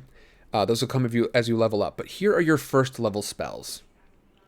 Your next, the next sort of bank is 3rd level spells. And then there are more 5th level, 7th level, 9th level. I think 9th is the highest. So you've already got, you've got Light, you've got Unseen Servant, and you've got Prestidigitation. Now there's the possibility that you will eventually, like, unprepare these. That's one of the side effects. If magic casting goes wrong, it might be unprepared, but you've always got these as options. In addition, as a as an elf, you already have Detect Magic, and I'm going to put a note on here that it is a cantrip. Fantastique. Okay, but we're going to choose 3 spells from here. What do we like? So, we've got Contact Spirits. You can name the spirit you wish to contact. You can pull that creature through the planes just close enough to speak to you. It's bound to answer any one question you ask to the best of its ability. So you can contact a spirit for some information. Magic Missile allows you to do some damage. You can send in this missile to do some damage. Charm Person, not a beast or a monster. It has to be a person. You have to be able to touch them, and then they count as a friend until they take damage or you prove otherwise. So as long as as long as they still have the impression that you are a friend, then they will behave as though they are your friend. Now, if they're a naturally cowardly person, they will continue to be a coward. If they are a naturally pugnacious person, then they might fight for you when you don't want them to. So that'll depend on the person themselves, but they will behave as though they are your friend. Invisibility is pretty clear. It's so crazy to me that this is a 1st level spell, but there you go. And remember, we're choosing 3 of these right now. Invisibility, you touch an ally. Nobody can see them. They are invisible. The spell persists until the target attacks or you dismiss the effect. While the spell is ongoing, you can't cast a spell. Telepathy. You form a telepathic bond with a single person that you touch, enabling you to converse with that person through your thoughts. You can only have 1 telepathic bond at a time, so that'll allow you to sort of communicate long distances. And then Alarm. You walk in a wide circle as you cast this spell. Until you prepare spells again, your magic will alert you if a creature crosses that circle. Even if you are asleep, the spell will shake you from your slumber. So it's kind of it is what it says. It's an alarm system. So, what do we like right now? Magic Missile, okay. And we're choosing 3 of these in addition to Detect Magic. So 4 from this one, including Detect Magic. Got Magic Missile, good. A little bit of damage dealing. Not a bad option. And we like Alarm. Makes sense for a sort of cautious character. And then, let's see, Contact Spirits, Charm Person, Telepathy, or Invisibility. Charm Person. Okay, should help with that, that low charisma score. I'm going to get you so good, all of you low charisma. It's all going to be parties. It's all going to be parties at castles where you have to talk your way out of bad ideas. Okay, so Sander, at this point you said Magic Missile, Alarm, Charm, and Spirits. One of the 4 that you get has to be Detect Magic. So that will bring you up to a total of 5, and you've only got 3 spells. Cantrip doesn't count, so any 3 of these other spells. Not Spirit? Okay, sounds good. Yep, so you've got your Charm Person, Alarm, and Magic Missile. Perfect. You are all set there. And I believe that's good for starting moves. Next up, we're going to choose your gear. Wunderbar. So we've got the spell book, 1 weight, 7 plus your strength. So your total is... Oh, I hate it. I hate it that the current is on the right side.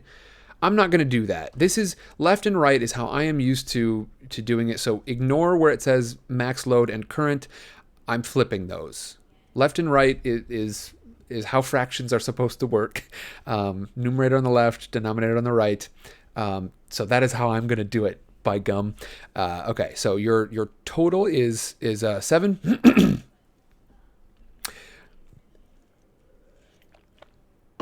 No, that's how I did it for character 3 as well.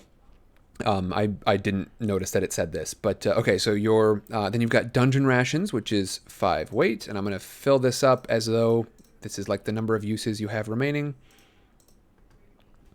Come on, clicky boxes. Let's go. There we go. So that is going to be 2. You've also got leather armor.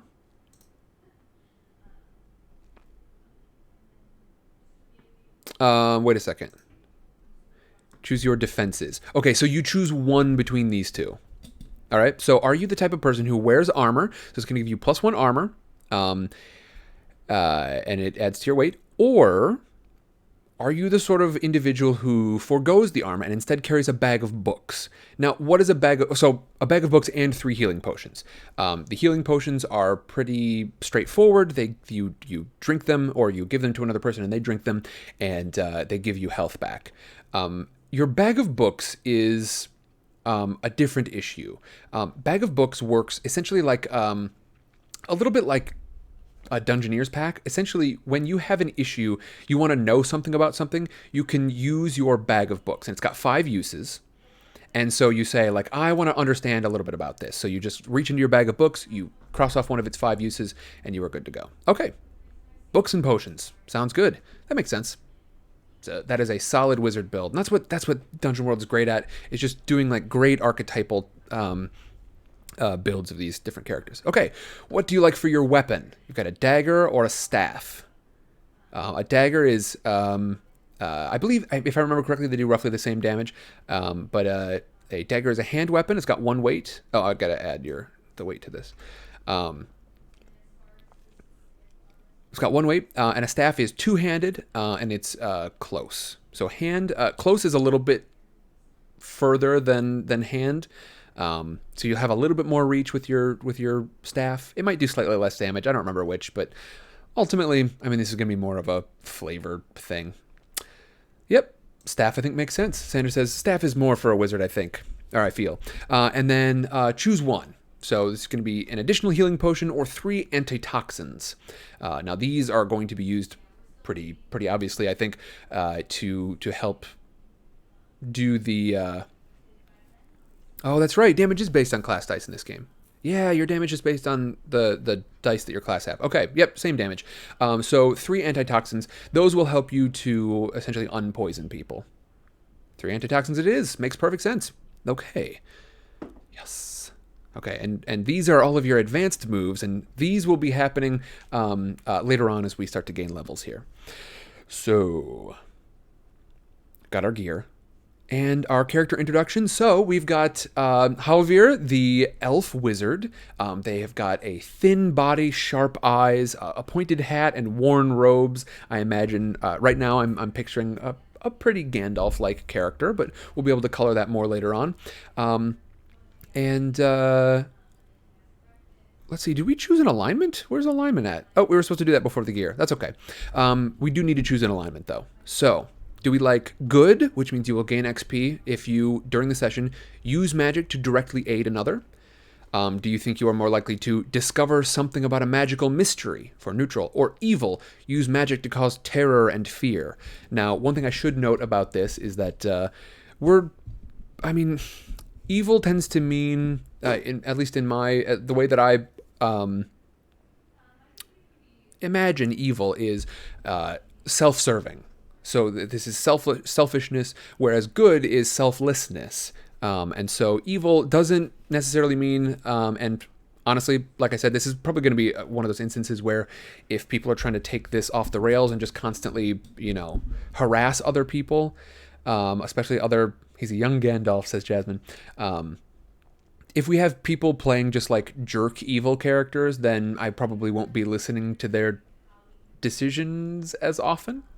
I'll let other people within that team sort of make more of the decisions. And neutral, I think, is a great option. Discover something about a magical mystery. So if this character does that during the session, then they will gain 1 XP. I think that's a perfect choice. Okay, and then we've got our neutral elf named Halvir. They've got a thin body, sharp eyes, pointed hat, and worn robes. Wonderful. Okay, now back to the top for our player 1, essentially, for our impulsive player. Now, go ahead. Anyone in chat, go ahead and sound off with a number. I'll take I'll take all 3 numbers at this point. Anyone who feels that they are going to be joining the impulsive team, go ahead and put a 1 in chat. Anyone who feels like they were going to be on the more restrained team, put 2 in chat. And anyone who feels like they are the investigator, put a 3 in chat. And we are building our final player now. Our final character, rather. We've already built our players. That's what we did here. 1. All right. And anyone can feel free to join in this. I see we've got some lurkers. Feel free to jump in. Okay. You ready, Tuna? Let's do it. And as with before, y'all can feel free to jump in and give input. And I'm just going to be using Tuna and then anyone else on Team 1 as kind of the final arbiters of this sort of decision-making process. So, what class do we like, Tuna? I trust you that you know a decent bit about the various classes here. If you say Immolator, I'm going to hit you. Okay, cool. Barbarian. Okay, so we've got a Barbarian in the mix. I know you love the Barb. You love the Barb, or you want to play the Barb? Were you still kind of making decisions? Or were you thinking this is the one you want to go with?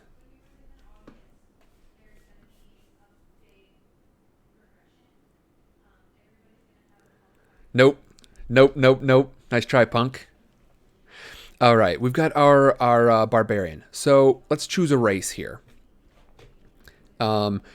Now, the only race option is an outsider. This is something different.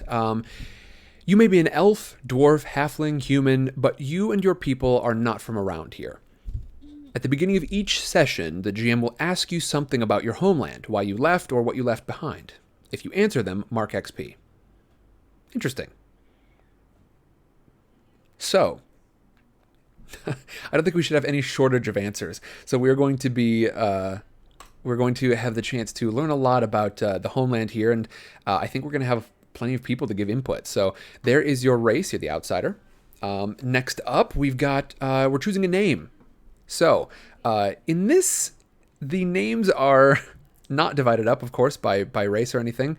We've got a bunch of options. Let me zoom in further on these.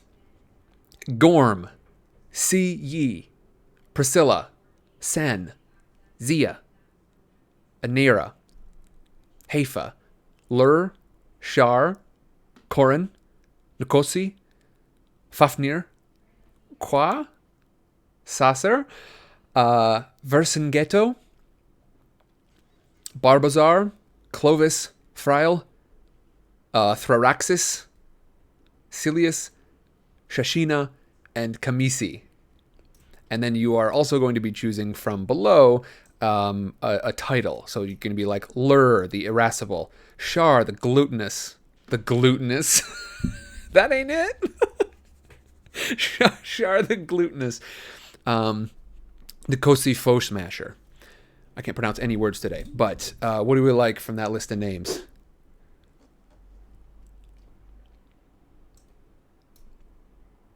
You could have your title be less, and then your name would just be Gormless. Little literary joke there for y'all. which I'm sure wouldn't have even been funny back when Gormless was still used frequently. We've lost him. We've lost Tuna.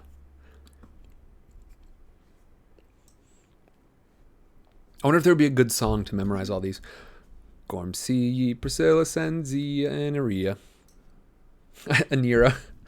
Anaria does not... Anaria sounds like a disease. Silius Almighty.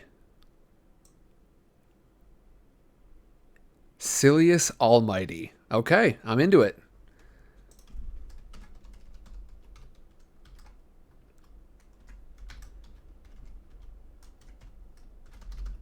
I'm typing it. Sorry. I didn't have... I wanted it... Silius Almighty. Silius the Hungry? Do you prefer that one?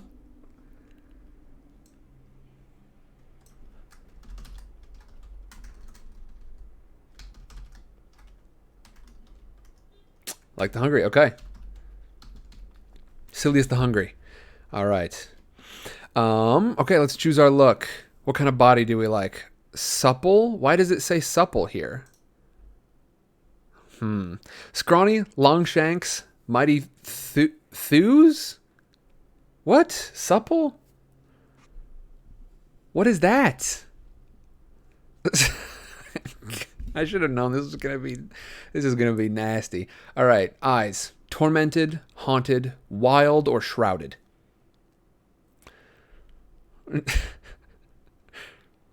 Wild eyes. Okay, sounds good. Decoration. Do you like tattoos? Are you bejeweled or are you unmarred?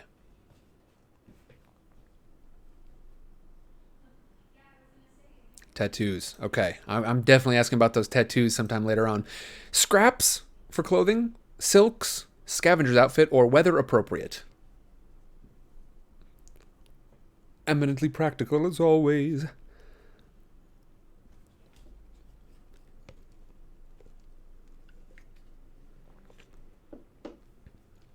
We are not going to be playing right after this, Sander. We are going to, once we've got these characters built, then I am going to start up. I really want to say next week.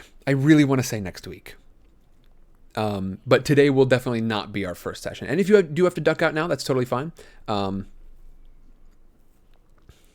Weather inappropriate. Oh, weather inappropriate? It does say weather inappropriate. Is that your vote? What do you like, Tuna? Okay, sounds good. I guess that does make sense for a barbarian. They just don't give a crap. Fur. Yeah, fur, no matter how hot it is. Furs. Just stacks of furs. Ugh.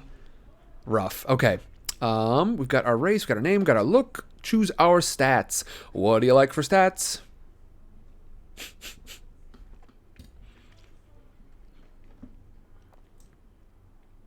Now this one, it's not quite as clear because you might want to go high constitution because it will help your hit points.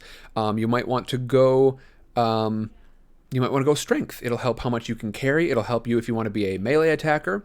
You also might want to do dexterity if you want to be like a thrown weapon kind of barbarian.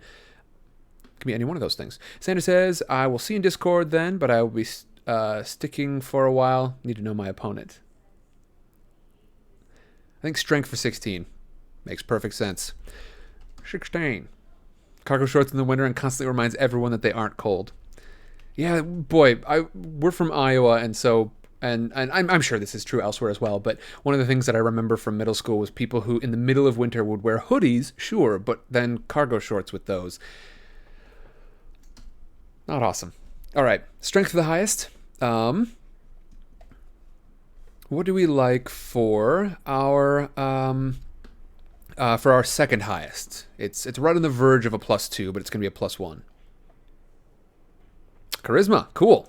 A charismatic barbarian. What do we like for our lowest stat? What are we not good at? Are you gonna be dumb? Are you gonna be unwise? Are you gonna be dumb, foolish? Are you gonna be slow or weak? Dumb. Okay. There are 8. I think that's fine. I think the party overall has intelligence pretty nicely handled. Okay. And then what do you want to be a +1 that probably won't go any higher than that? So this will be your third highest stat. You're gonna get the rest of these are gonna be +2. Constitution. Okay, cool. Yep. That's a good one.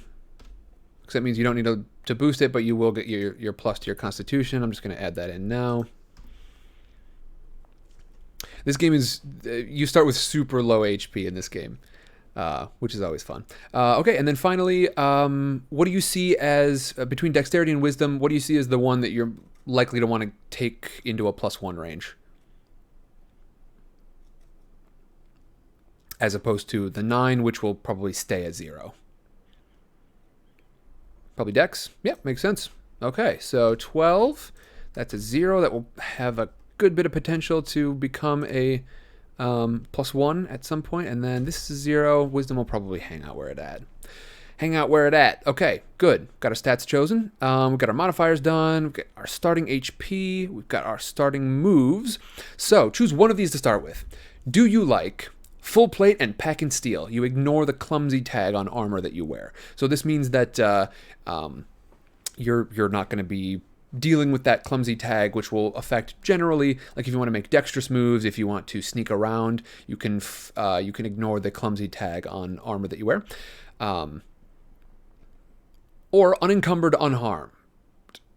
Yeah, so as long as you're below your load and you neither wear armor nor carry a shield, you take +1 armor. So do you want to be sort of naturally unarmored, or do you want to wear armor and ignore that it's clumsy?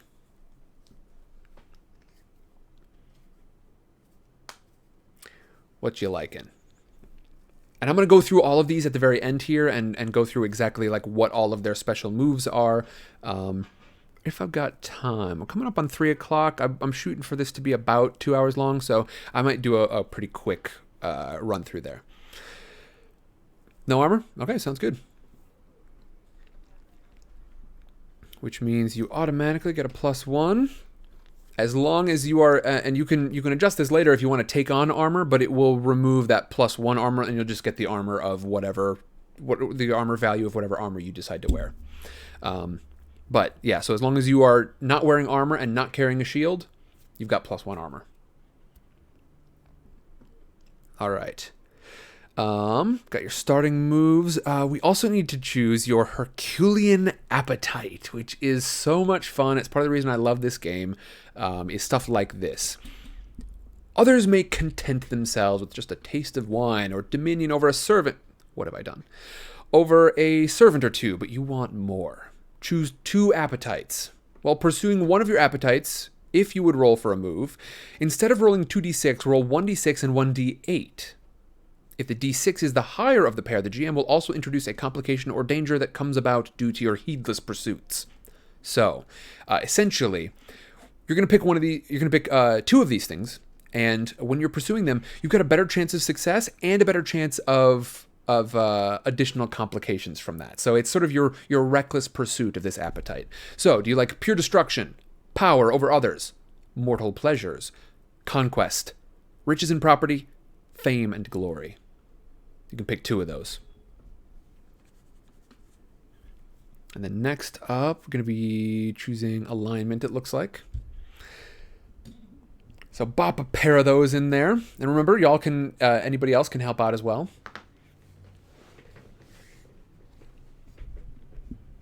I do like the charismatic Barbarian. That's going to be fun.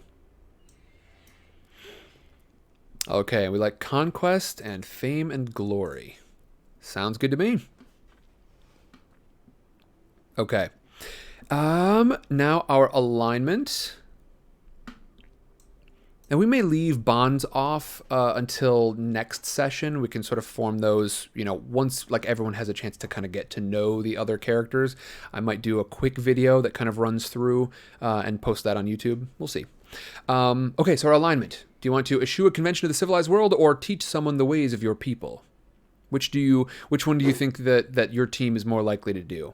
You tend to be, charismatic might speak to teaching someone the ways of your people, or you might want to play a charismatic, charismatic but chaotic. Who knows?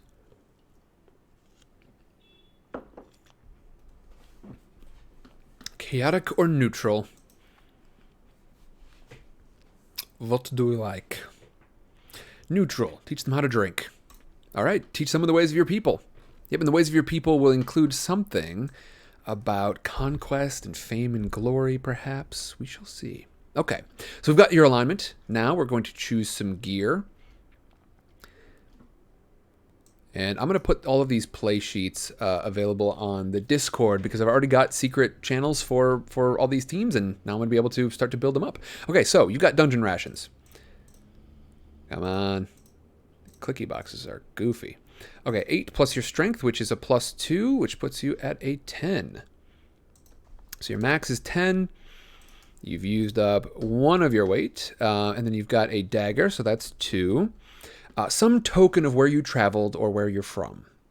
What do you like for your token? And we don't need to make... This is super open-ended, so we don't necessarily need to make this decision now. We can probably... If we wanted to choose that later, then we could do that. Otherwise, if you've got an idea, and like I said, y'all feel free to shout out if you've got other ideas. And then we're going to be choosing either an axe, which is close and 1 weight, or two-handed sword. Close, +1 damage, and 2 weight. So it's heavier. What's the ranger called again? That's a good question. Let's see. It was Halvir the Wizard. The ranger was... What was that? Page 22? Is that right? Yeah. Halvir Leneth. Or Leneth, or something like that. Laneth?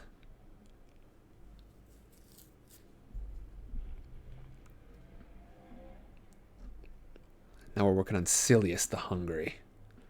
Silius the Hungry. Yarr. And we also do have to decide probably like what race you actually are. Two-handed sword is always brutal. Indeed.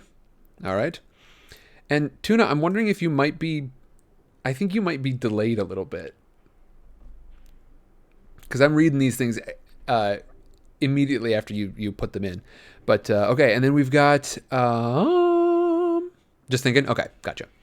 And then we've got adventuring gear and dungeon rations or chainmail. I think you've already chosen your gig there, so let's see. 2 weight for the sword. A total of 4, and then, let's see, you got 1 weight and 1 weight, so total of 6 weight there. You got adventuring gear and you got dungeon rations. Adventuring gear is, like I said, it's like the bag of books a little bit. You essentially, when you need something like that would normally be found in adventuring gear, so that might be, like iron spikes for jamming up a trap, or rope, or a grappling hook or something. You can go ahead and just check off a use of the adventuring gear, and you've got that item. Okay. Well, we've got your gear, and now we can introduce your character. We have got Silius the Hungry, with a supple body, wild eyes and tattoos, and weather-inappropriate clothing. Our old roommates are wondering if they left their special keys here. Oops. Okay. And yeah, let's take a look. So elf, dwarf, halfling, human, and I'm actually open. This is going to be like the city that this is taking place in is going to be a magic metropolis. So I am, if you want to like have it be some other thing, because it's not mechanical. I'm not counting this as like a decision outside of the vanilla dungeon world. And like I said, we're going to get more into that later. I'm totally open to like inventing spells and stuff for this, but to start with, we're playing vanilla. I'm not counting a different race, so if you wanted to be like a lizard person, or if you wanted to be like a kenku or something, or a tabaxi, and these are, a kenku is like a crow humanoid, a tabaxi is a cat humanoid, if you wanted to be like a gnoll or something, but I'm not going to count this as being outside of the realm of vanilla dungeon world. So, what race do you think you are?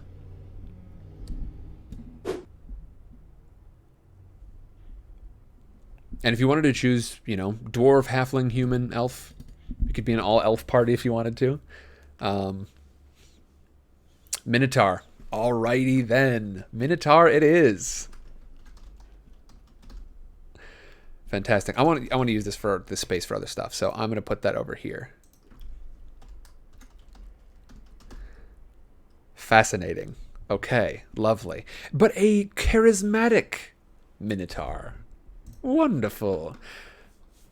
Cool, cool, cool. Okay, so you've got a Minotaur with a supple body. So this is not a cow fatted. This is not cattle fatted for slaughter. This is a supple, toned cow, like one might see in a bullfight. This is not a cow, a Minotaur. I can't say that. I can't say cow. That would be disrespectful to the mighty Minotaur race. With wild eyes, I think that makes sense, and tattoos. What does a tattooed Minotaur look like? That'd be cool. And then weather inappropriate. I think you mentioned some furs. We can probably delve into that again later on. But with that, we are at essentially the very end of our 2 hours. I like to keep these at a nice round time so that I can they're easier to keep track of. But we've got our 3 characters, and I'm super excited. We have got Lyneth, the wise ranger, who is going to be our sort of investigator character. We've got the restrained Halvir, the elf wizard, and we've got our charismatic, hard-hitting Minotaur barbarian. Tattoo ink is made from gold. Interesting. Let me see. Where's a good spot to put that? Where did I end up here? Okay. What? Don't want that.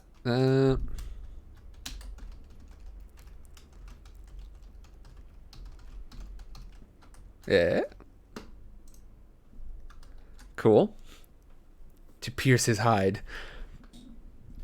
His mighty, mighty hide. Okay. This is super exciting. I am really looking forward to... Oh, no. Wait. Cancel that. And I'm going to save this as...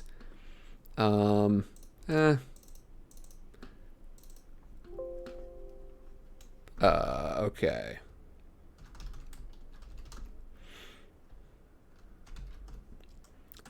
Side quest PCs. Okay, cool.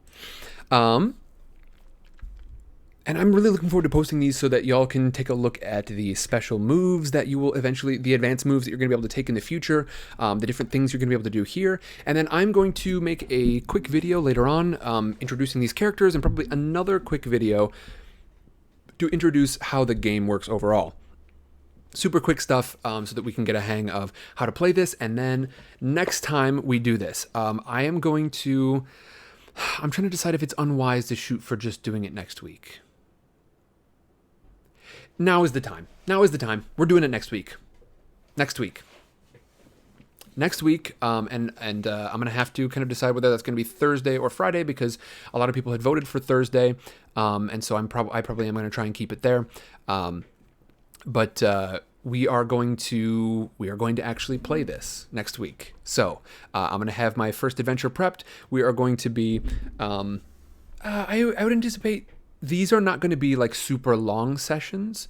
I would say don't buckle up for like a 4-hour thing. My guess is these are going to be 2 to 3 hours long. But I am terribly excited, and thank you so very much for joining me. Thank you all so much for helping me to build these characters. I'm super excited to post these and to have our control panel totally finished up so that we can get people playing this. We're gonna play this next week. We're gonna play Dungeon World as a group with chat. It's gonna be great. It's gonna be amazing. Thank you all so much for joining me today. Go ahead and keep an eye on the Discord. That is where we're going to be. I'm going to be making the 3 different team chats so that people can join those and actually, become part of the team. You're going to be able to keep an eye on your character sheet there, and people are going to be able to, do things like vote about, character advancement. Have a good one, Jasmine. Bye-bye. About things like character advancement, if we don't do that during sessions. That won't be important for right now. For right now, it'll just be fun to take a look, see what kind of special moves that you're going to be able to get in the future, and what sort of stuff you've got available to you right now. Be able to look at your upper hand, for instance. So, the Barbarian team for Silius is going to take +1 ongoing to last breath rolls. When you take your last breath on a 7 to 9, you make an offer to death in return for your life. If he accepts, you return your life. You return to life. If not, you die. Sandra says, I would need the explanation if you did not do one. I would have watched it somewhere else for sure. Yep, I did, but it was part of the much longer series. I'm going to do a short, concise one that explains how it's going to work and how how our sort of control panel thing works as well. So I will be doing that this week. You can keep an eye on those. Those will be posted hopefully by the end of the weekend. If not, they will be posted early next week so that we can get into this and actually play next week. I'm so excited. Okay, I'm logging off now.